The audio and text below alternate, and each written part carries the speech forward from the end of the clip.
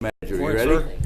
sir. We have two items this morning. Dr. Jennifer Brantley is here from the Extension Center to kind of give an overview of activities there and answer any questions you may have. And then Tanya Cole and some other staff will talk about administration building issues. So, Super. Well, Dr. Brantley, welcome. and I think we have a PowerPoint copies coming for you. They're printing them right now. So, And there is a copy inside of the book. Oh, okay. There's about 10 slides or so, and it's Oh, very good small. I try to keep it. Yeah. Yeah. Is it tiny? I don't have long enough. Magnifiers We'll get did you- not we'll get come you with copies. it, though.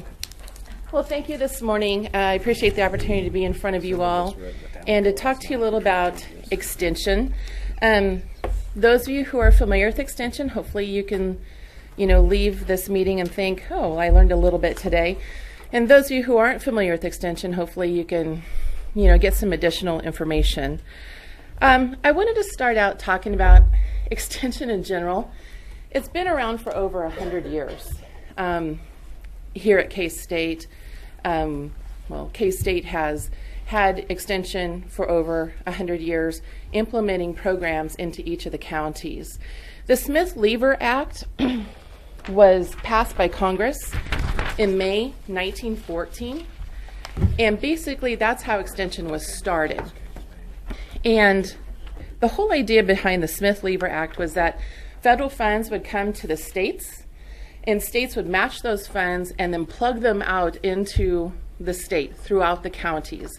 So back in the day, every county had an extension office.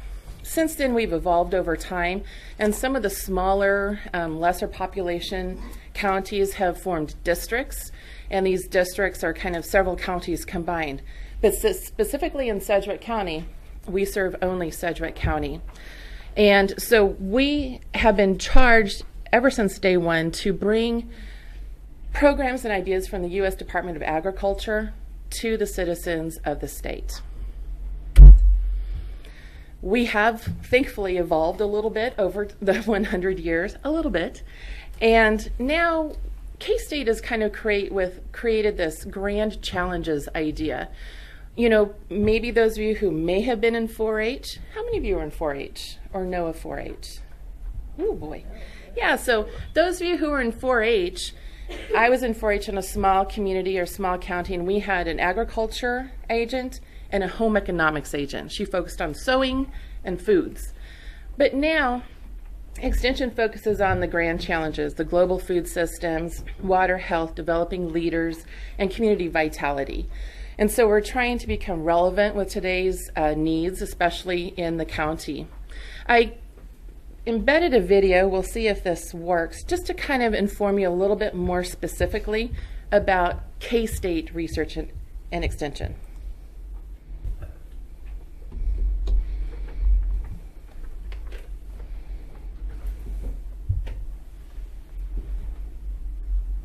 Waiting for YouTube.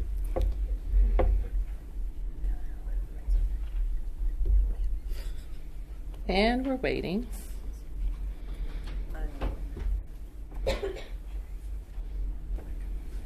And let's not wait any longer.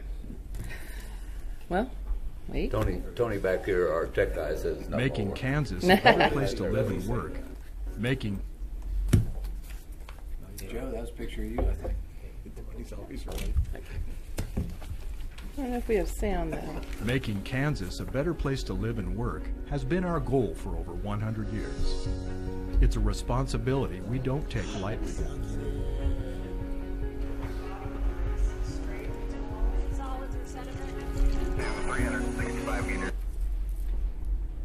Apologize. 65 meters. K-State Research and Extension serves our rural and urban neighbors by helping you adapt to new technologies, protect our environment, improve nutrition and food safety, and grow the next generation of leaders. And my world. And my world. We help farmers and ranchers adopt new tools that improve profitability in a rapidly changing marketplace. We provide new solutions to protect and save our state's natural resources. Far apart and just use those top joints to make cat's claws. We strive to make Kansans healthier by offering programs to improve physical activity, nutrition, essential living skills, and more. The time that went into it is going to help some people. We prepare and inspire leaders to take on challenges with confidence, be responsible, and give back. Thank you very much. It will be a great help. I think K-State Extension is a marvelous partner. We bring people together to complement each other's unique strengths and make communities more vibrant and successful. We are Kansas State University, in every county, working shoulder to shoulder with organizations, local leaders, and you to help our state grow and thrive. We are K-State Research and Extension.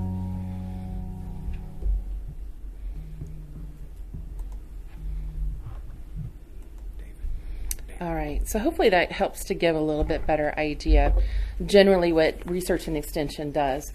The glossy handout that you have is provided by K-State Research and Extension, so it gives you the large overview of what Extension does. Specifically for the county though, we have 4 areas: Family and Consumer Sciences, 4-H, Agriculture, and Community Vitality. These areas are created to help serve those 5 global challenges. So specifically in Family and Consumer Sciences, we have 4 agents within our center that focus on programs brought from K-State to Sedgwick County to help people live healthier and also help with their finances. So for example, we do have one extension agent that focuses on young children and families.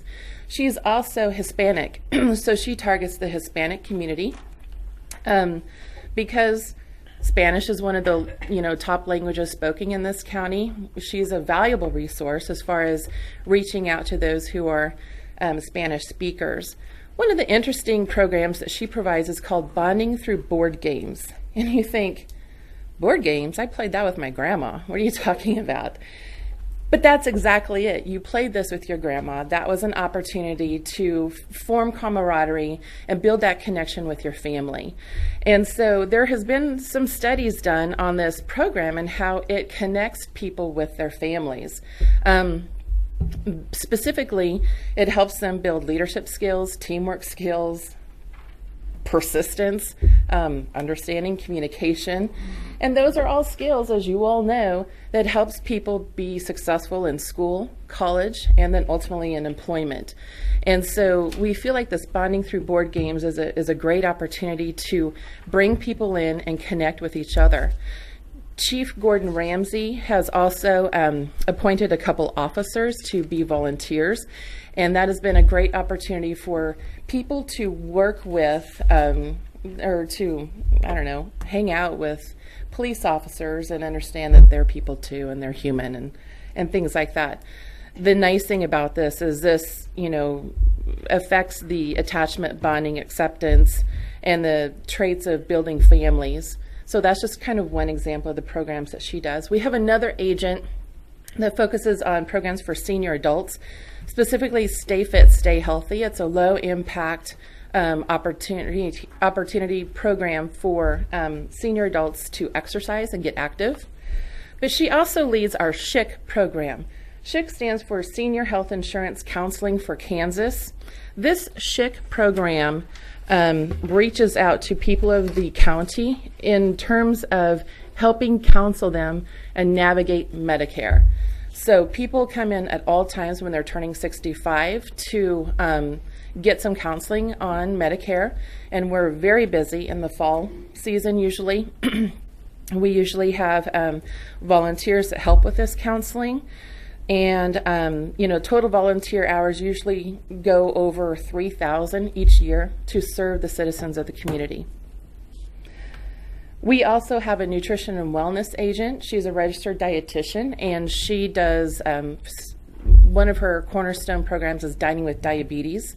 She's won awards throughout the state, and she works in collaboration with other services such as the YMCA and the Great Plains Diabetes Association, and providing this program for the citizens. And our fourth agent, she works specifically with federal programs, the FNAP and SNAP Ed. She has 5 full-time employees who go out and provide programs for nutrition to low-income people, to younger, school-age citizens, all the way up to senior adults. And there's also a court-appointed class that people have to attend, and they take care of that challenge. So those are our family and consumer sciences folks. 4-H. One of the global challenges is developing tomorrow's leaders. 4-H is a phenomenal program that's been around for many decades, and this is an opportunity to help kids learn additional things beyond the classroom, whether it's hobbies, photography, ceramics. A lot of people think of 4-H as an agriculture opportunity. You don't have to live on a farm to be in 4-H. You can do photography, you can do gardening, even if you live in the middle of town and you don't have a yard. And so we have 15 4-H groups in the county serving the students, and they learn parliamentary procedures. They learn, as they're older, they attend leadership courses. And so it's a great opportunity for these kids to gain necessary skills to be successful in the community. They also give back. These 15 clubs are engaged in 87 service projects right now. Service projects such as painting fire hydrants, making sandwich for the homeless, and a book drive for the library. The agriculture agents, we have 3 of them. One of them is the crop guy, and he started a week after me, so he's still learning some things, but he provides a resource to the farmers. What is the latest research provided by K-State, and how can he bring that to the farmers of Sedgwick County? We also have an ornamental and landscaping agent. He's on KWCH every Friday at noon if you're available to watch the TV show. But he provides programs and information about landscaping, or if you want to plant a windbreak, what are the best tree varieties to use. And then we also have one who focuses on food systems, specifically tomatoes, the foods that you can plant to help feed the population, and that's her goal. We have a program called Master Gardeners. The Master Gardeners is a group of about 300 volunteers, and they go through very intensive training, and then they go out into the community and provide programs such as how to garden. They provide programs for schools as well. And they also just volunteer their time in landscaping some of the county facilities and whatnot. So Master Gardeners are essential to how we can serve the full county. Community vitality is the other area. That's my job, and my job, as I see, is that I'm going to come out and hopefully work with all of you, get a feel for what the county is needing, whether it's Wichita, whether it's Bentley, whether it's Viola. What do we need to do to serve the county in full? And so that will be my charge as well. One of the questions, or one of the assumptions people say, well, you're K-State, right? Well, we get the programming and educational information from K-State. We are also part of the county and depend on county funds for our operations as well. Our programs are targeted for the citizens of Sedgwick County. And our Extension Council is considered to be our board. They are all citizens of Sedgwick County. So we consider ourselves, an organization that focuses on county needs and relevant to Sedgwick County. The content for the programs from K-State, as the notice or specifies, we are evidence-based and unbiased. So we're not going to say, well, this is what we think because this is K-State's culture, or this is what K-State says. But specifically, these are bed bugs, and this is how you get rid of them. So we try to provide unbiased information throughout the state of Kansas. So the main thing is I would like for you to keep us in mind when looking for someone to partner or to collaborate with. Let us know how we can better serve Sedgwick County. Always open to ideas, especially when we're talking about diversification. We're interested in that specifically. In your packet, along with the super small slides, is our event card. This is our event schedule for the next 3 months. This helps to give you a better idea as well of what we have going on, the services and programs that we provide. Are there any questions or comments? Well, just a couple of comments. First of all, before you got here, Sedgwick County and the Extension Council worked out a new operating agreement. I don't know if you had a chance to spend much time with it yet, but the old operating agreement was in place for a lot of years, and it needed updating, and we did get that through just late last year. So we're very happy with that. Appreciate that. Personally, I've got a granddaughter in 4-H. She's in photography and sewing, so she enjoys that. I was an FFA guy, so I wasn't in 4-H, but my granddaughter is. I know that David Spears enjoyed everything that you told about K-State today.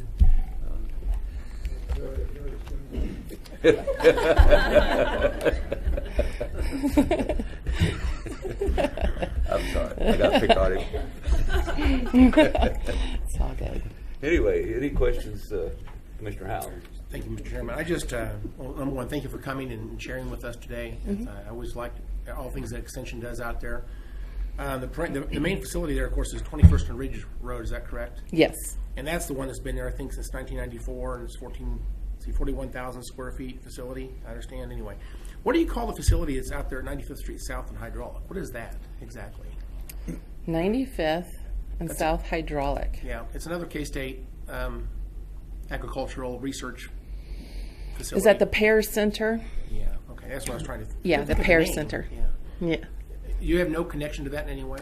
Not so much. And I'm not, again, 2 months into this, but I understand that the Pear Center is essential in helping to provide additional research and information to the area. And somehow they are kind of connected with K-State, but we're glad that they're still around.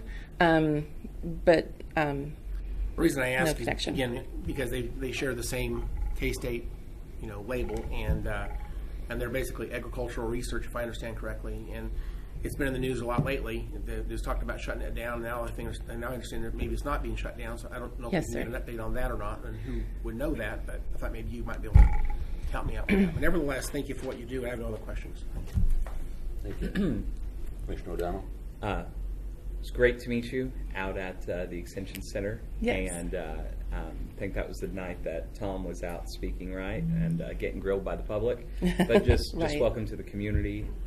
This is an important thing, what we do. Particularly David Dennis and I, we both have a lot of agricultural land. And Farm Bureau is extremely important, and what you do is critical.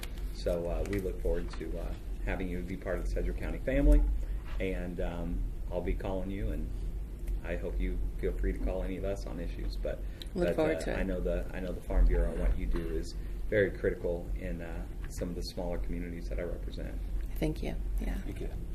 What is the agreement? We have an operating agreement. Some of the things that were kind of out of date was how that they get reimbursed for events at their facility and so forth. Tim Kaufman was involved there. We fund the Extension Center in the budget process. We have a funding agreement with them that gives them about $850,000 a year.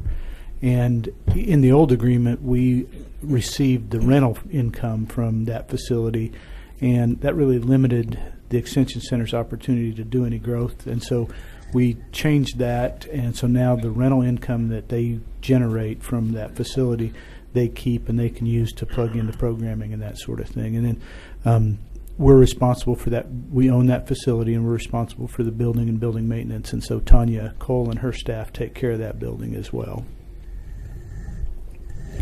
We have about 5 or 6 rooms, if you haven't seen that we rent out, ranging in size from something similar to this room to a large 4-H hall, which is kind of like an open gymnasium. And people rent that out for a variety of pricing structures and reasons. And that money has gone to county in the past, and that has changed. Any other questions from commissioners? Anything from staff? Any questions about what's going on out there at Extension Center? But by the way, it's in the best district too, so Yeah, it make is. sure everybody knew that. Which has most of the roads and bridges too, right, sir? Just to cover it quick. Thank you again for the opportunity. Thank you, Dr. Brown. Doctor, thank you for being here. We appreciate it. Okay, and I forgot to mention when I was laying out the meeting agenda, we will go over agenda review during the week here because of the length of today's meeting. So for anybody that's here for just an agenda review, that will not happen until later in the week with the commissioners. So. Before we go on to the next one, when we're talking about agenda review, is it going to be a fairly short agenda? My question was, I brought that along to remind me that one of the things the commissioners were going to start doing was a book study, and I thought next Wednesday would be a good day to start the first book study session after that meeting, so I didn't know how long the meeting was going to run. For next week. We have the crime prevention fund update from Dr. Craig. And Are you talking about staff chairman, or are you talking about BOCC meeting? You talking about next week's staff meeting? No, after the BOCC. After the BOCC. On Wednesday. Yeah, he wants to know the breadth of the agenda for next week, which is... I apologize. No, it's not. It's very short. I'll check and get it. I don't think it's going to be If it's over not an hour. bad, are the commissioners willing to start a book study next Wednesday following the commission meeting? Does anyone see any problems with that? I was going to attend the senior board that's at 12. That's right. So I don't know. And then I'm visiting the Boys and Girls Club in the afternoon. So I'm happy to do it. I thought this was going to be like a lunch thing. It is. I heard David Spears going to be making us lunch every week that we do it. We are planning on having lunch. Okay. But we need to make sure that we've got all 5 commissioners. I guess it available. just depends on the lunch. Talking about the 13th. No, I can attend another one. Yeah. Okay, well, we'll see. It'd be nice if we could get the book study started. We've just been kind of putting it off. So I just in preliminary looks, I think the agenda's relatively light. I think by 10:30 we should be done, just for your planning purposes. But I didn't. If you're going to do an over the lunch thing, shouldn't be a problem at all. okay, good. All right. Sorry, you just started talking about the agenda, and that brought to mind what I wanted to talk about. All right. Next, we're going to Tanya's going to come up and step us through a couple of things. First of all, she's going to give you an update on the progress of the renovation at the jail and the second and third floor, what we're calling phase 1 of administrative building change. She'll give you an update on the progress of that construction. And then we kind of want to re-talk about what we talked about last year, which was the future of this campus, the future of administrative building movement. And she's going to stay at a pretty high level and go pretty fast because we all know the subject, but she's going to take us through that again, and we'll need a little bit of direction from you all on how you want us to proceed from here on that topic. So, Tanya? All right. Good morning, Chairman and Commissioners. As Tom mentioned, I'm here this morning to give you an update on the Adult Detention Facility CIP project, the progress on that project, as well as give you an update on the County Administration Building. So just a reminder on the Adult Detention Facility remodel and expansion, that is to repurpose and remodel 5,800 square feet of the vacant space on the first floor of the former inmate visitation area, as well as to build a 2-story, 7,100 square foot addition to the adult detention facility, and that will take place to the current public entry area. Also with this project, we will remodel 5,895 square feet of the second floor of this county courthouse space, as well as 3,490 square feet of the third floor county courthouse space. Both second and third floor space will be used for the district attorney's office. And part of this project will also be to do schematic design of the entire second and third floor space for future DA permanent space. Total project budget for this is just under $5.5 million. These next few slides, I'm going to have Justin Graham with Schaefer Johnson Cox and Fry, who is the architect for this project, go over the next few slides.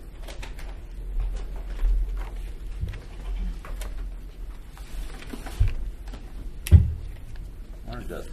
Good morning, Commissioners, Manager, and staff. Pleased to be with you here this morning. Justin Graham with Schaefer Johnson, Cox Fry Architecture. As Tanya mentioned, we've been working on plans for the jail expansion for administration space for the sheriff. And so I have a few slides to brief you over with that project. The first one that you're seeing is an aerial view of the southern portion of the jail and the county courthouse. You can see in the lower, if I can use my cursor here, county courthouse and the jail here. There's an outlined area where I'm pointing with the cursor that would be the area of the addition to the jail facility. So that's at the kind of the intersection of Elm and Wichita Street there. So the work will take place at the current entrance area, and so with that work taking place, we'll need to redirect the public into the jail through another entrance. And so there's a large arrow pointing here, highlighting where the public will be able to come in, and all of the basic functions of security will take place at a temporary area there, as well as inmate visitation with the video visitation. So the jail will remain open and functional during this. We're just going to relocate the entrance. So the next slide would be a view from the northeast corner looking back to the addition. And so the forefront of this rendering is the addition filling in that corner area. And the lighter shaded portion at the back would be the existing east face here, and then the existing north face of the jail there. As you can see here, we're building out close to the corner. We have a prominent corner there with an opportunity for Sedgwick County seal and some graphics on the building. This is an administration space, and so we do have quite a few more windows than what the jail currently has to make the office areas pleasant. And so the main entrance then will be in this area here. We have some grade change, so we'll have a ramp up and stairs up to that entrance level. And the main materials are precast concrete as to match the existing building.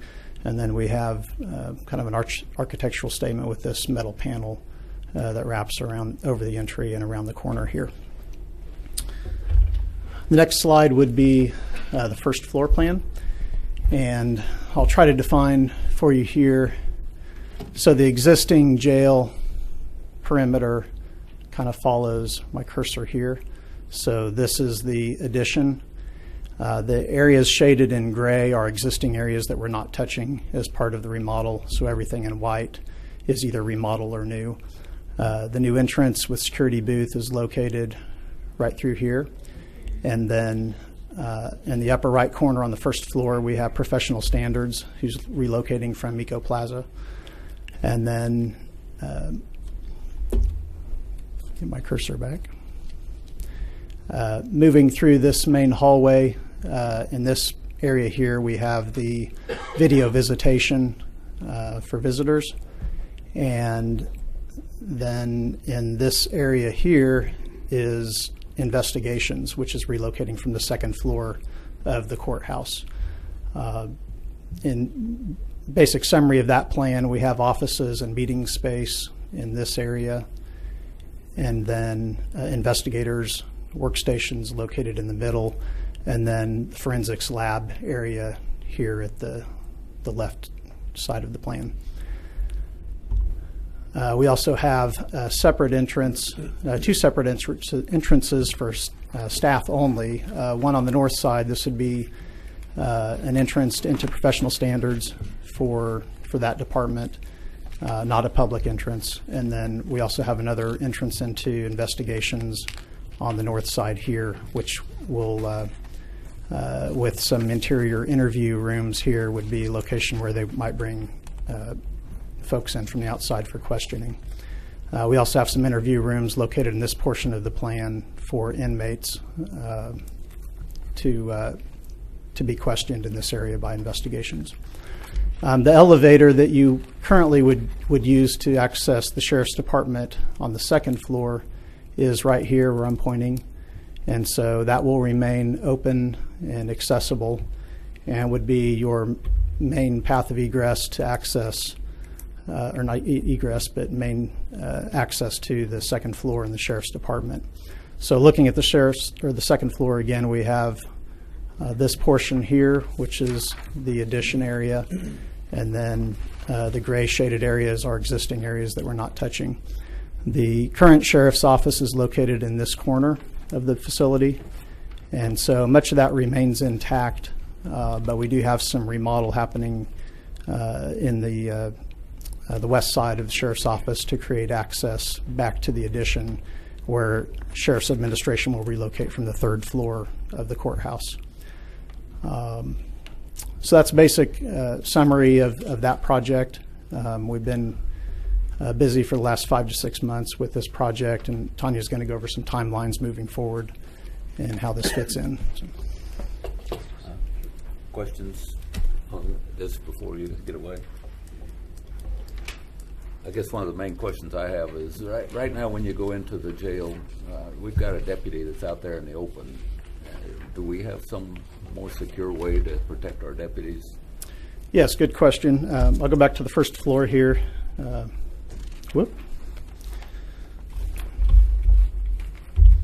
Okay, so the main entrance here through doors here and here.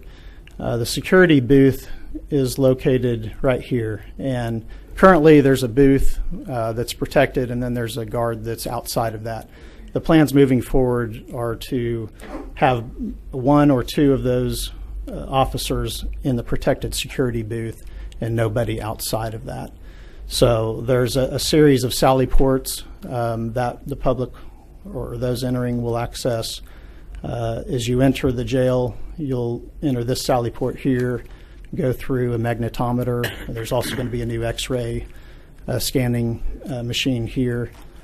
So all that will happen on the outside of the security booth to protect those guards in that location. And then exiting the jail, you'll also go through another sally port located on the south side of that booth. Those have sliding interlocking doors, so nobody could rush the facility without going through those pair of doors. Okay, and right now it says hall. Is that where the visitation is going to be? So the visitation is in this area called the back lobby. Okay. Located down here. There'll be a backup deputy at a workstation down here, and also to provide assistance with that visitation area. Okay, so because the elevator is back here, we don't want people getting on that elevator that are back here at visitation. Well, they've gone through security at this point, and so it's not keep them getting on the elevator. Well, they currently get on the elevator. Yeah. Oh, they can? Mm-hmm. Once they go through security, then if they need to come upstairs, they're able to come upstairs. Okay. All right. Sure. So, my only question is that I know that looking at the diagrams on first and second floor reminds me of when we were putting together the law enforcement training center. So I assume, Sheriff Easter, that you and your staff, we didn't invent this. This is all of your input on. No, for 5 months we've been, our staff, both from the commission side and the detention side, myself, administration, has been working with the architects and Tanya for 5 months now. Right. So yeah, this has all been vetted from a security standpoint and egress and those type of things. So yes, sir. Okay, thanks for confirming. Any other questions from the commissioners on this? All right, I appreciate it. Thank you.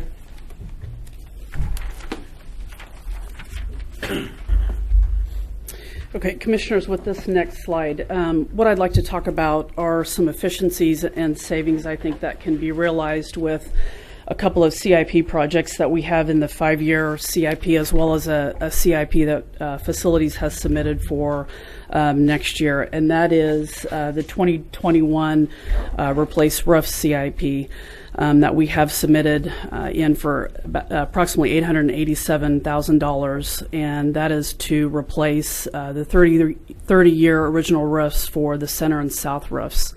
So you'll see in the pictures there depicted, on the left there is the center roof that's over the adult detention facility, and then on the right there are the south roofs.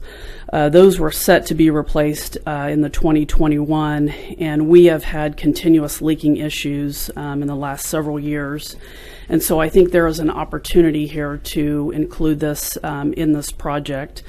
Anytime we can include this in a project, I think we'll see efficiency and also savings. And I think that we will see, as we're doing an expansion, there'll be better interface between those two roofs with that addition. So we'd like to include the roofs as part of this project, as well as we've also included for next year generator controls repair. We've got 2 generators that service the south portion of the adult detention facility that need repair and modernization to the paralleling controlling system, and we'd like to include that as well. That's at a cost of $257,000. The way that we'd like to approach this is to go out for bid and include separate line items for the roofs and for the generators, see what those costs are, and then run it through the CIP process as we would any amendment. So we would run it through the approval process of the CIP committee for the manager for approval, and then through you, the commission, for approval. And I've talked to Lindsay about this, and it can be part of the bond issuance for this project. So I just thought this might be a good opportunity to give you this information so that when this does come up later, you're not surprised by this. Any questions from commissioners on this? Okay. Timeline for this project, we should be going out for bid here very soon, either this week or next week. Hoping to have that awarded in April. We are estimating construction on this project to be 6 months, so finish on construction October of 2019, and then we'll do final move-in for Sheriff's Office, 2nd and 3rd floor, as well as Echo Plaza Professional Standards Unit. So they would have move-in November of 2019. So that would complete the adult detention project. And I know Sheriff has provided some comments. Sheriff, anything else you'd like to provide on this project? Any additional comments? No, well, one additional comment that I'll add is that anytime that you have we have a lot of other things that are going on inside the facility as well. This one isn't going to cause our staff, because they're not in the secure side, isn't going to cause our staff to have to accompany every contractor everywhere they go and account for tools and all that other stuff. We do have 2 other items that are taking place inside the facility that do cause that, so we have a lot of construction going on inside the facility and on the exterior part. One thing is it does disrupt services. We have to, have another doorway. We've constructed a temporary place for folks to come into and be able to still be scanned, checked, and before they're allowed into the facility. So, we've done as much planning as I think we possibly can. Will there always be hiccups? Probably so, that we haven't thought of yet, but we'll work through those. But it's been going really smoothly. Have we started the floor pulling up the tiles yet? That starts next month, I think, is when that starts. Okay. That goes to the commission tomorrow, correct? Through bid board. Yeah.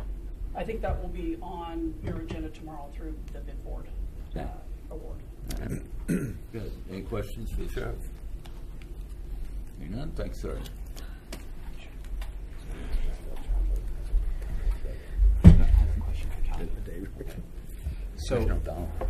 So the space in Echo Plaza, where how many square feet are we renting there?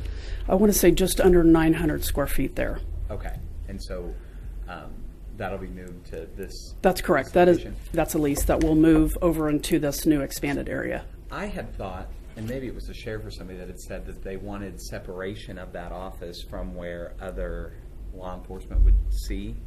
It was supposed to be independent. Is that from what I understand? Well, the philosophy prior to me being here, yes. Okay, that was so. That was okay. Yeah, that's an antiquated policy. That's all you need to say.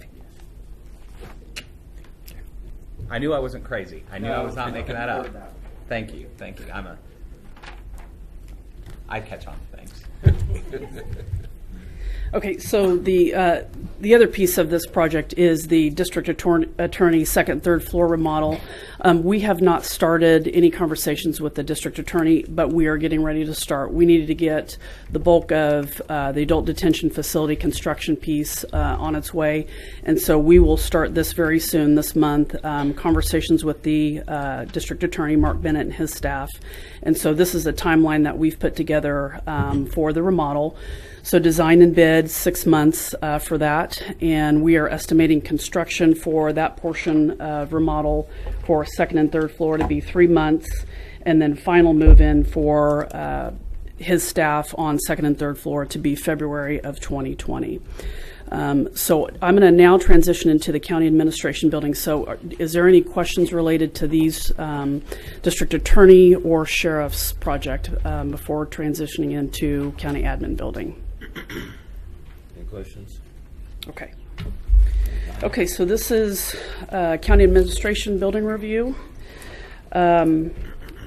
This all started with the need for space for our public safety and judicial needs functions. And so we did a space programming, Justin Graham with Schaefer Johnson did a space programming study with district court, DA, and sheriff. And I'll go through these numbers quickly. In current courthouse, district court, they take up approximately 120,000 square feet. Their programming need is for a total of just under 150,000 square feet. So their additional square foot need is just a little bit over 30,000 square feet.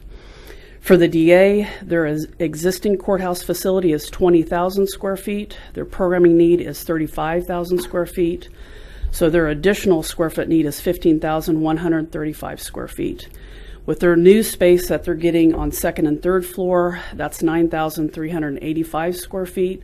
So their net additional square foot need is 5,750 square feet. Now, when I speak of the sheriff, I'm already speaking in terms that they have moved out second and third floor. So their prior courthouse facility square foot was 13,785. Their existing courthouse facility, 4,400 square feet, that is their judicial need currently in the courthouse. That is currently what they have on the 8th floor. That is a function that they cannot move out of the courthouse. So their programming need in the courthouse is 5,149 square feet. So the sheriff's additional square foot need in the courthouse is 749 square feet. So that square foot need now changes from 47,370 to 36,734. Again, that number changes because of what we've done for the DA's office on second and third floor. Now, I will tell you, when we talk about courthouse expansion and demoing the DA's annex, we're taking away 24,000 square feet that currently is occupied by the DA and district court in that annex. So we would add an additional 24,000 square feet to that number, bringing that total to 60,000 square feet. Okay. Okay, so as we begin to look at what functions could come out of the courthouse, we looked at these 12 departments and did programming for these 12 departments to look at for a county administration building. So those departments included county clerk, county commissioners, county counselor, county manager, facilities administration, finance, human resources, print shop mailroom, records management, register of deeds, county treasurer, and ITSS. So the numbers that you see on the left there are their current existing square footage. On the right there are the numbers that are their programming numbers. So the right numbers are what they are saying is needed for square footage to give them their adequate square footage needs. So when you add those square footage needs together, you get a total. Okay, tell me those. Let me back. So the right is. So the left is their current existing square footage, and when we did programming, the number on the right is their programming needs. So when you add those numbers together, you get the 73,000 total square footage need of tenant area. So when you start to consider, okay, if we're going to do new construction, if we're going to go off-site for a building, we need to add what that circulation space is. So what's the gross area? Because we need to consider mechanical space, stairs, elevators, restrooms, corridors. So you would add a 25% circulation factor. So when we're talking about gross area for these 12 departments, we're talking about a total of 93,000 square feet for those 12 departments that I just mentioned before. Okay, so these next slides, this takes us back to last June when we talked about the building options that were discussed. And this first slide is actually a most recent building offer that we just received just in February. And commissioners, I think a team of David Thorne, Lindsay Stillwell, working with Alloy Architecture, have met with all of you. They recently met with me for a building offer at 602 South Wichita, which is the former Gander Mountain retail store. Their offer is for an estimated turnkey building at $19.1 million. They're saying with a 25-year utility cost, that brings it to $21.2 million. The building is 86.6 square feet with 10 to 15 stalls on site. They're also stating that there are 537 public spaces on site. It's a little bit unclear what those public spaces are. I know that there is a water walk, parking garage there, as well as a two-story open parking garage. And so if this is an opportunity that you are willing to look into, I think we would have to define what those public spaces are a little bit further. They've also given us a block diagram looking at those 12 departments and how that might lay out in that space.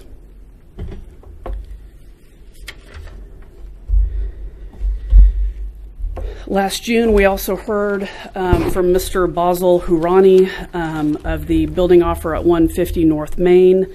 The estimated turnkey asking price was $16 million to $17.5 million. That included 66,000 square feet and a separate building for the county commission meeting room. 57,000 of that building, square feet of that building, would remain unfinished. The parking there would be, he offered the north parking garage, which would be leased space. He also mentioned to the south there he could build a parking garage as well as raise the Sunflower Bank building, which is just to the west of the 150 North Main. I might just add on the 150 North Main as well as the 620 South Wichita. Those are both building offers that staff has not done any research or added any additional owner's cost to those buildings. So if that's something that the commission is interested in looking into, we would want to do some further research as well as add what those additional owner's costs might look like for furniture, fixtures, and equipment, as well as contingency costs as well. Tanya. Yes, sir. So, is the magic square feet number that's needed at 93,000 overall? It is if we are to bring over all 12 of those departments listed. Okay. So 150 North Main, existing square feet would be far less, but available would cover. Correct. Are you going to get to how those departments were decided to move? Like which ones? I mean, what happens to Runniger if they move? Are you going to get to that? Am I getting ahead of myself? No. Ask that so again. Like IT, what happens to that building?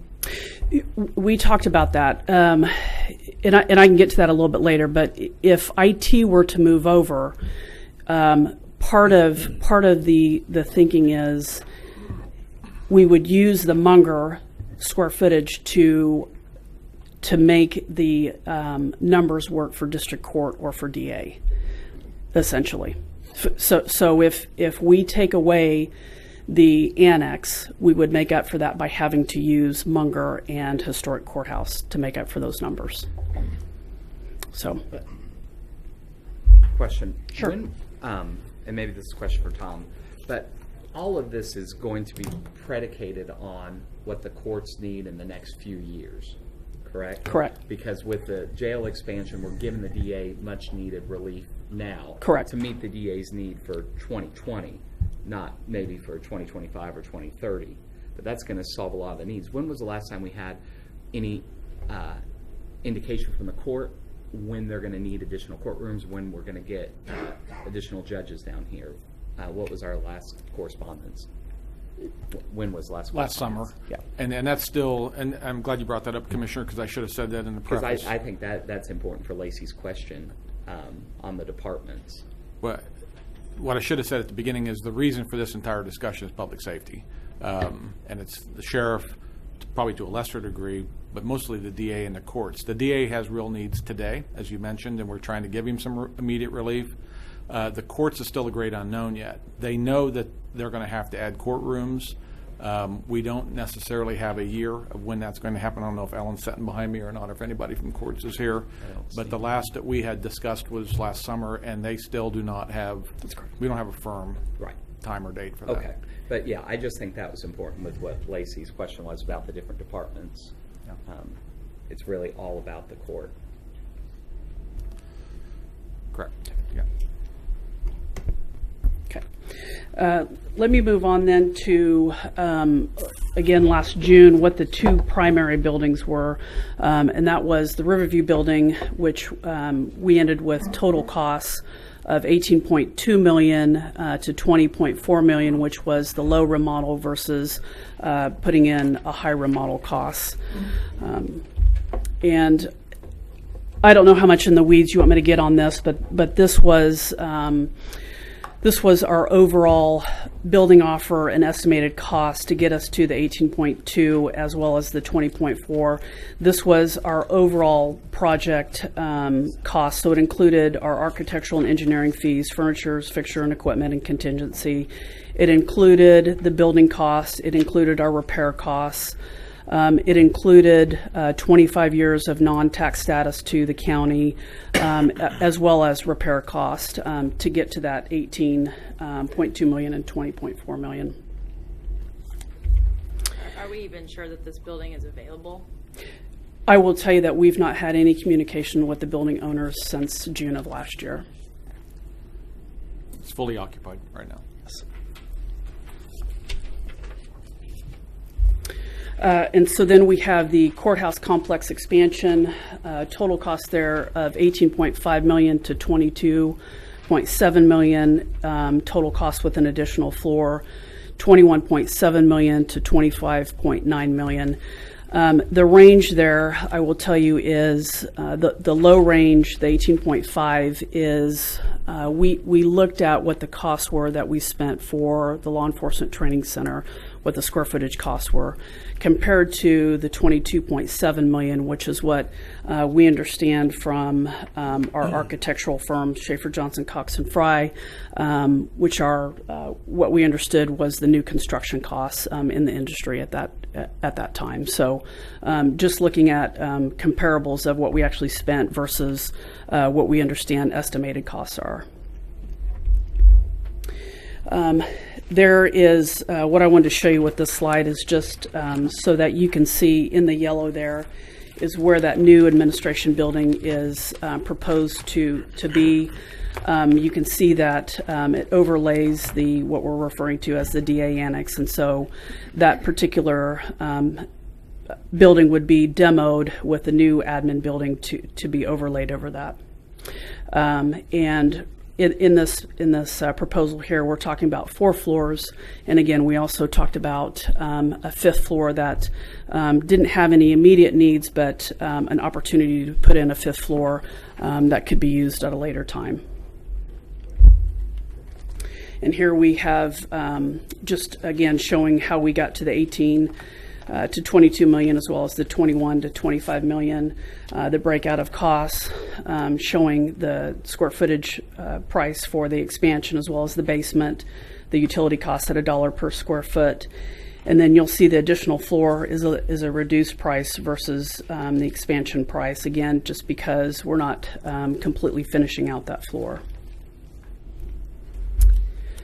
The next piece then is to just to go over last May, we asked for stakeholder input on the two primary buildings, which were the Riverview and the Courthouse expansion. We heard resounding apprehension to taking a building off-site, to take the county administration building off-site. And I've left with you the meeting summary of that so you can see the detail of the stakeholder input. We did hear from several folks elected and department and division heads that included district attorney's office, district court, treasurer, register of deeds, county clerk, county counselor's office, county manager, sheriff's office, finance, ITSS, courthouse, police, and facilities. And the themes were, that we would lose the convenience to the public, the collaboration between departments, the function and efficiency, the security and the safety. We would have to enhance that if we were to go off-site. And then there was a fifth piece that came on later, and that was as we start to have conversations about consolidation between city and county, just that close proximity to City Hall. So again, I've left those the summary of the meeting notes with you. So then that brings me to my last slide, which is the space needs timeline. Last June, we discussed at this time to consider doing a block diagram, which is just a floor spatial look at how you might do a layout and what departments you might put on the floor plan for the courthouse.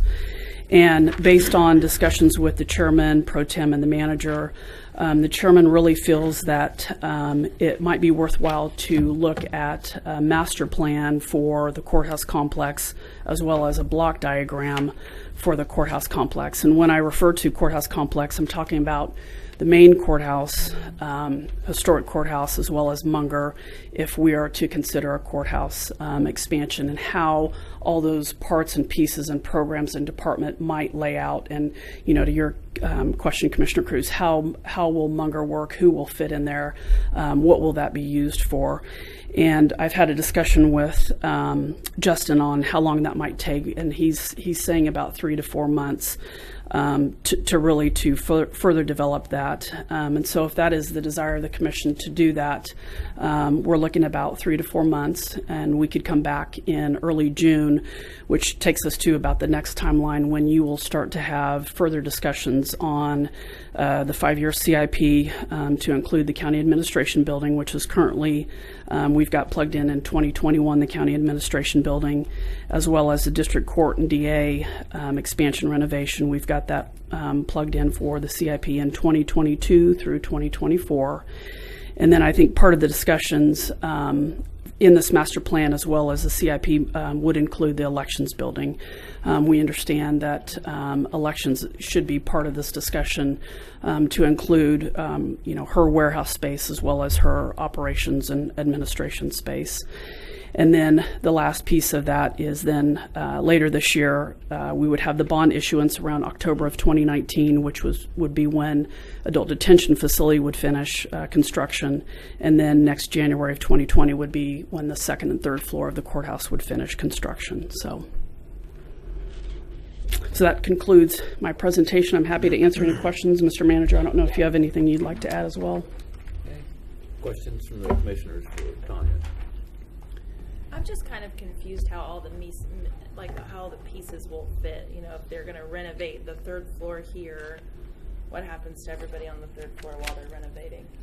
Well, the third floor portion of the sheriff, so that would be the west end, okay. And so everybody would stay put as we're renovating the west end for the DA, as well as the second floor. Everybody would stay put for this renovation for the DA portion. But if you're talking about the next phase and how that would all fit together, There's two clear choices. If we would find an external building, we would have that building done, and then we would move lock, stock, and barrel administratively out of these buildings into that, which is actually, from a technical perspective, easier. If we did the annex connection, or the annex demolition, and built the admin building onto this campus, that's a little bit trickier, because Mark Bennett's operations cannot move out of this building. He's fundamental here. So we would have to move manager's office, commission, potentially counselor, finance, administrative functionality in this building would have to vacate temporarily while that annex is demolished. That staff, Mark Bennett's staff, would have to move into this building. Then we'd have to get that building done, and then we'd move back administratively, and that would be here to manage doable. But those are the clear two paths that we have to go down.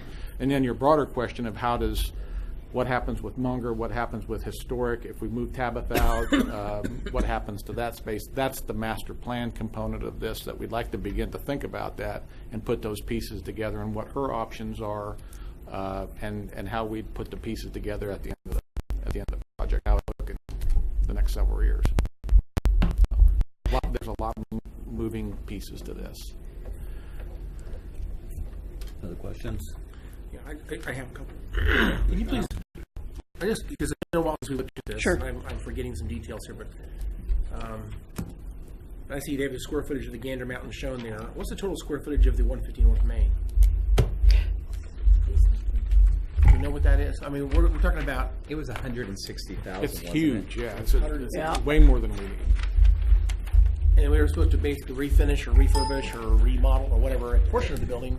That's correct. About I knew that 100,000 of I knew that he was going to remodel a portion of it, and then the other portion was just going to remain unfinished. So, but I do not recall what the because total square footage The new is. building there to the north, that's all brand new, so that's not part of the... I guess we're talking about 57,000 would be unfinished. That means we're going to remodel 100,000, but that means he's also raising part of that, replace it with this new building. Is that correct? I'm sorry, say that again. He would be raising the north end of this 160,000 square feet and replace it with a brand new building.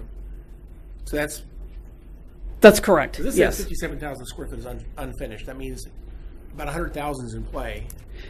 Yes, if you, because I do not recall, I used to have that used to have that in my memory, but I don't. And if you would allow me some time, I can get And what back was to the you on square that. footage of the Riverview building again? I forgot. That was just a little over 90,000, I thought. 88,000, right? I thought it was a little over 90,000. Gross space, yes. Yeah. It's what, 8 floors? 7 floors? Yeah. Okay, and then back down to the courthouse complex expansion. That's 70. Let me get this right. This is 70,375 finishes. That's the 4 floors. Is that 4 correct? floors, correct. But that's also not taking into account that we're also losing 24,000. So net new would be those Correct. subtracted. Is that correct? Correct. And then you have a basement of 8,000 square feet. With the expansion? So you would have 4 floors at 70,375 square feet plus a basement of 8,000 square feet. Okay. I'll do the math later. But I guess the point is we're losing also 24,000 square feet. You're correct. Okay. Yep.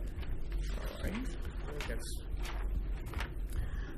I guess my response at the moment is that there's so many things in play right now with the courts not knowing what their dates are. In fact, we've got a pretty good project moving forward right now that's been, I think we're all in on that.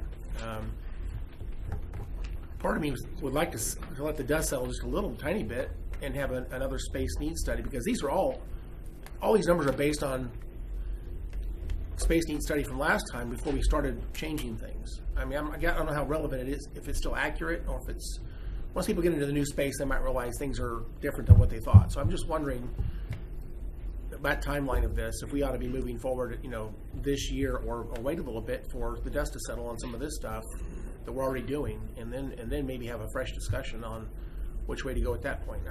I'm kind of, I see both sides. I see the value of moving forward sooner than later. If there's people who already crunch for space, I want to help them as soon as possible. But on the other hand, it's hard to know exactly what we should do when there's so many things in play already. So I'm just thinking. Thank you, Chairman. Thank you. Other questions? Well, right now, one of the concerns that I've got is we kind of kick this can down the road. We do have a short-term plan, but we need a long-term plan. We need a comprehensive plan of what we're going to need for all of our different facilities, and that includes elections office, storage for all of our election equipment that's involved in that. I truly like the idea of a campus setting because some of the facilities I don't know if need to move if we have a campus setting. I know our electeds in the room, they can speak up if they've got questions, but from the feedback I've received from the electeds, they are interested in a campus setting also because of efficiencies, of not having to transport money for the treasurer's office and so forth. Really, you kind of touched on it a little bit. We need to now take a look at all of these different needs that we've got and get a plan together. But I think the plan that we need put together is one to look at a campus facility. And we probably could have done this back in June. But when we're talking about moving forward with $24 million possibly, back in June, I was a little reticent to move forward. I think we probably had the votes at that point in time to move forward with that. But whenever we're spending that kind of money, I wanted to make sure that our new commissioners that had the potential and now are actually on board had a chance to be able to weigh in on the decisions that we're going to make when we're spending that kind of money. But what I really like to see, personally, and we'll ask the other commissioners if they have any problems with it, is I'd like to see a comprehensive plan to build a campus setting here in this area and lay out the timeline of how that's going to happen and where that each of the different agencies are going to be, because I don't know that we need to move IT into the new facility, but that's a decision that we're going to have to make with experts rather than me sitting here not an expert. Okay. So there are a number of agencies like that that may or may not have to move, but we've got a number of problems that we've got to solve. And we've talked about elections for some time and making sure that we have security on our voting machines and so forth. That all has to be part of this plan. So really, I think what we need to do is give direction to our staff to look at a comprehensive plan for a campus setting. I'll ask the other commissioners if they've got a problem with that. I don't have a problem with it. The only thing that I would say is, it's 2019, and this building, to me, it seems like if we're going to spend a lot of money, let's make a building that makes a statement. We have an opportunity to do something that says, hey, we are Sedgwick County, we're 2019, let's look towards the future. This building right here, it just seems like it's, and no disrespect to designers, but I don't know, let's do something that says, hey, we're going to take ourselves into the future. That's what's really kind of cool about the building, the Gander Mountain building, because that, to me, just looks cool. And I know it's about functionality and getting things done, but we could also make a statement. That's my 2 cents. Okay. If I could speak to that.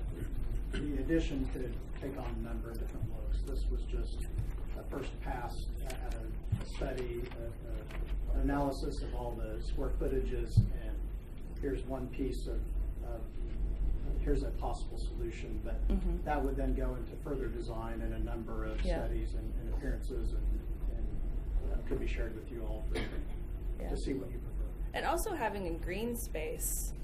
So when it's nice outside, we could gather on picnic tables or something. If we're going to talk a campus setting, that would be kind of nice to have a green space.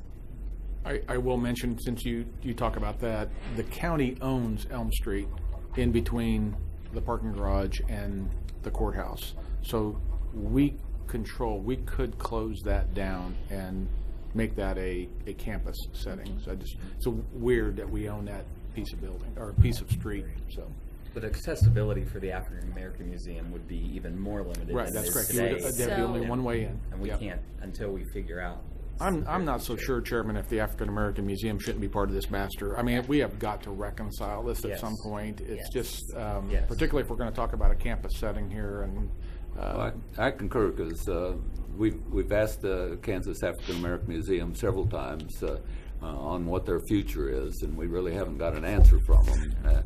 I think we probably ought to invite them back in, especially with the budget hearings starting now, to find out what their vision is of the future. I know that they've had several offers to do things, but I haven't seen any movement or any decisions on what their plans are for the future, and we need to know what their plans are. So we probably ought to invite them in the near future so that they can be part of the discussions. Chairman, I will tell you that I've talked to them very recently. You know, they've got a new executive director who's kind of getting to know her board, and I talked to her 8 or 10 days ago. And at that point in time, she indicated that they really haven't had a chance to talk about that yet as a board. I know there's been some stuff in the media about the former library, and the city's interested in filling that building up. And from her perspective, they haven't had a chance to have those discussions yet. But I think if we asked them to come, they'd be glad to come and talk about some of the things that they have in mind. I think they need to come and talk with us a little bit. And I'm a little disappointed that the board has not sat down and talked, because it's been a number of months that we had meetings with, back when Mark McCormick was here, we had meetings with the mayor, with the vice mayor, with 2 years. 2 years. Yeah. And they've had offers from the city for the old library to have an entire floor there. A couple of years ago, we started discussing the possibility of getting the Sunflower Bank for them. There's been a lot of offers, but nothing has come out. And we really need a decision. We need to know what direction they want to go. I think it's a sensitive issue. I mean, I really do. I think it's not something it's light. I think we just need to be sensitive to where they're sitting, the history of the building, the history of why they're there.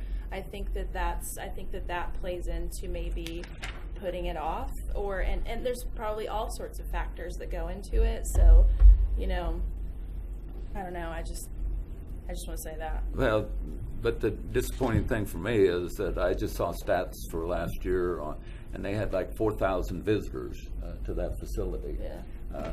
And if you go over there right now, the door's locked. You can't get into the facility. If you figure 4,000 visitors, and between the amount of money cash that we put in and maintaining that facility, it's over $200,000 we put in it. So the taxpayers in Sedgwick County are subsidizing those 4,000 visitors to the tune of $40 or $50 per person to get to a building that you can't get in. Yeah. So it's a concern to me. Yeah. I want to help preserve their history. The other big concern I've got is they've got well over $1 million worth of artwork underneath the front steps. And when you've got that much value in artwork, and it needs to be preserved for the future, and they have to be sensitive to making sure that it is preserved for the future. So I have a number of concerns that nothing really tangible has happened in 2 years that I've been trying to work with them. Well, and what brought up the topic is if we'd ever think about closing down Elm, I think Commissioner O'Donnell's point is well taken. It would leave them only one way in, one way out. There's going to be a lot of construction, even with the detention facility work going on. There's a lot of construction going to be happening right in there. So even our operations this spring and summer are going to be impacted by what we're doing here in Phase 1. So, and I mean, there's two components to this. If they find and I think everybody wants a better site for them. And then, of course, the church is still there, which is a historic building in and of itself. What happens to that building? So there's also a couple of moving pieces, even when you just talk about African American Museum. But we'll invite him in and get Denise in and see if she's got any vision on what's going to happen in that regard. So. Good. Well, what other direction you need to go forward with any kind of planning? Just to go ahead to do the master plan, and I think we'll sit down with Justin and spend several weeks here and come up with an option, or maybe even a couple of options of how pieces could fit together, and bring that back to you be right around July or budget time, we could bring back a presentation for you and give you the landscape. Thank you. I would agree that I kind of, even yesterday walking in the cold from here to the 911 building, looking at this annex or whatever it's called, you get a feel that maybe this campus environment is more convenient and more productive as an entity. Even the addition that was done at the Reagan building at least kept it within a block. It's all walking distance. When you're driving in the morning at 7:30, 8 o'clock, the pedestrian traffic in this area is just pretty phenomenal. I mean, between City Hall, County, Munger, we ought to really be talking to the WPD about slowing that down in there, making that a 20. There's so much pedestrian traffic. And I think that's healthy to have pedestrian traffic between the government buildings. So there's pros and there's cons on whether we should look at a separate building or whether we should keep the campus setting. And that's things we can put together for you and give you a more comprehensive presentation if that's the direction you want to go within 4 months. With considering what Lacey had talked about, maybe a different look, a more today look, and maybe the street turns into a green space walking area into a historical building, even if it is the African American Museum or not. It maybe opens up for those kind of things. We're, crazy ideas. We're not architects. She's a dreamer, and we're not. But I also want to credit previous commission and you all for taking care of the sheriff's needs and the DA's needs, and it looks like that's within this year. A year from now, this will all be taken care of, which is with a real need. Yeah, I think it's important to remember the root issue of why we're even having this discussion. Yeah. It's about public safety. It's about the future for Mr. Bennett's office. It's about the possible expansion of courts, because public safety's business is quite brisk right now. So, Yep. Anyway, thank you, and I would agree with more of a master plan or a complex plan going forward. Good. Any other questions from the commission on this subject? Yeah, I have, I guess, two questions. When you say the word campus, what do you mean by the word campus? I mean this area. It's a high school in Hayesville. I mean this area versus. I know that David Spears' office is clearly a drive away. Right. The other options would be pretty much a drive away, or a bike share if you care to do that. I guess just a couple of thoughts. And so, right now the Reagan building is very close. Mm-hmm. The Riverview building's about another block away basically. So it's not hugely far. To Commissioner Cruz's point, if we did use the Gander Mountain for just example, and if the African American Museum did end up at the old library, for example, we have a couple museums right there. You have visibility from the highway. I don't know how much if you moved all 12 departments, the greatest campus setting is going to be within that building. In other words, moving virtually everything the county does that's connected to itself would be in that building, with the exception of the court and the DA and the sheriff. So I guess I see the word campus means if you move all of those functions together, that's where the synergy comes from. By having the clerk's office, the treasurer's office, and the deeds office near each other obviously is important.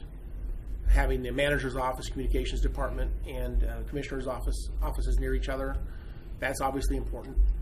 But I guess in my opinion, as the word campus means it needs to be, I don't want it to be like the old Boeing site, for example. That would be too far. Or what Town West Square, we talked about that years ago. But I think downtown is actually not necessarily, I would not call that to be a far distance that necessarily says we should take it off the table because it's a block further than the Reagan building, or the Gander Mountain building, which is downtown. It's literally a 2-minute drive, So I don't want to take those items off the table because it's not, right outside the door, right outside the front door. To me, I think we ought to be looking at these other buildings as well. So. Well, respectfully, then I think you're saying you just use the word drive. So you want a campus. I think in our terms we're talking about means we're all able to walk out of your office and walk to the next office to do your business. What you said. Right. If you want us to, I'm not personally. I just don't think getting in the car to drive 3 or 4 or 5 blocks is part of what our vision should be. I guess what I don't have a handle on right now is I would expect the DA, the sheriff, and the courts to have to be near each other, obviously, because they interface with each other every single day in a very big way. The treasurer's office, the deeds, and the clerk obviously need to be near each other because they interface very regularly, I think, in what they do. And I don't have an awareness of how much the clerk's office or treasurer's office necessarily goes to, let's say, the DA's office, for example. I'm not sure what type of traffic flow that would have. I think there's certain things that need to be near each other. For me, for example, I like to go to the city building, and meet people over there once in a while. I think that's important, but as often as I do that, I'm willing to drive if that's what, I don't do it every day. So to me, it's not something I need to be right next door because I don't do that every day. The election office is nice to be next door, but I don't go over there every day. I don't have an awareness how much foot traffic goes between these 12 different departments and other things that might be, a 2-minute drive. I don't have a sense of that. So maybe look at it from a constituent standpoint. Maybe they have business here at the courthouse and they have to go to multiple departments. That way they go to one place, they park at one place, they can walk wherever they need to go. So maybe it's not interdepartmental type shuffling on, but it's people coming to do business here. They come to one place and they get it done. That's more. Yeah. That was the driving force behind Dale Miller. Your operation is to one-stop shop in a. Can I just park and get to what I need to do? Because they're building stuff and licensing stuff, and to Lacey's point, people come into an area to do their business. That's a good point. Well, we've been talking about this for 2 years. Right. Well, I just have one thing to say because I think what Jim brought up earlier with doing a study after we talk to the courts again, we'll see where the dust settles in to see if it's even necessary. I agree the campus setting would be the most desirable, but the question is, do we need it now? We know we need to take care of the DA and the sheriff, and next on the block should be, I believe everybody agrees, the election office and fixing that. So I think we're at a point we can take one thing at a time and then figure out from the courts what the real timeline is, because if they're not looking until 2025 or mid-decade, we probably don't need to make a decision now. But if they're saying it's going to be in the next couple of years, then we should. So that, I think it's all predicated on that, personally. But we still need to take care of our priorities, and we got 2 of them taken care of, and now we need to be working on the election office. I agree. The only concern I have is that today the price to bond something is probably as cheap as it's going to be. We don't know what that's going to happen in the future. The price to build something today is probably the cheapest that it's going to be. We don't know what that's going to be in the future. So we also have to balance our decisions with kicking something down the road, what it's going to cost us. Yeah, I'm not disagreeing with that. I just don't think we should build it if we don't need it today. But we can still have a master plan. Yeah, that's what I'm asking about. And then we don't necessarily have to execute on it, but we can still have it. That's exactly what I'm asking for. And to Mr. Chairman, to your point, if we did move the print shop and the election office and IT out of the historic courthouse, I don't know. To me, the master plan would be extremely important at that point, because that's a very large and expensive building for it to be sitting there mostly empty. I think we need to have a plan for that specifically. As a fun comment, you want to talk about consolidation, which seems to come up frequently. If you really wanted to do something I think the public might appreciate, I would say something really kind of a drastic vision, which I don't think anybody would be serious about right now, but something fun to think about at least, would be putting city, county, and district courts in the same building. You want to make this a courthouse, it ought to be a courthouse. You can move the admin building and the administration things and from this building over to some of the spaces in the city building. Make that an admin building for city and county. Now look who's dreaming. I know. I know it sounds crazy, but you talk about consolidation of functions. That's how you want to consolidate functions: is put city and county admin near each other and putting court functions near each other. Right now, the public has at least 3 places to go to access courts. Right now, not to mention other city courts, but there's a federal court too. Well, that's true. Right. So, not talking federal court or city, other city courts, but just within Sedgwick County, we've got City of Wichita, Sedgwick County, and District Court, all within 3 buildings, across the intersection. It's kind of funny to me. But we ought to be talking about putting court functions near each other and in more, in a greater vision. And then finally, back to the point about bonding, I would suggest that even if we don't have a solution today that we're ready to pull a trigger on, and the idea is we're going to bond and we're going to pay interest at some point soon, if we don't have a solution right now, we should be putting back money today as if this is a project right now. In other words, put back a portion of, if you say this is a 20-year bonds or whatever it would be, put a 20th of that back for a $30 million project. I would put back that money today and earmark it for this purpose, because you can bear interest rather than pay interest. It's a smart way to go forward. We know it's coming. Let's just start putting the money in right now. That's why we earmarked the Reagan building money. That's why we earmarked the sale of the Greyhound Park.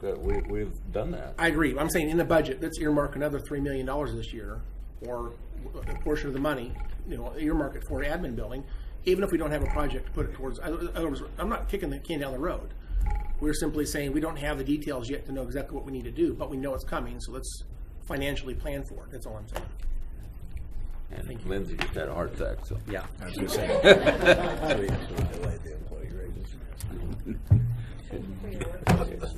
All right. Anybody have anything else then on this subject?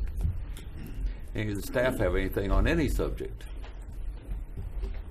Nothing from the staff? Any of the staff in the back of the room have anything? Election Commissioner. I just wanted to remind you that if you happen to live in Remington School District, it's election day for you, so go vote. If you live in Renwick School District, you have an election April 2nd, and if you live in Kingman School District, you have an election May 7th. And filing deadline is June 3rd at noon. So anybody who asks what we do just downtime might say I'd like to see some downtime. Good. Any other electeds have anything? Very good. Let's go to work. Thank you all.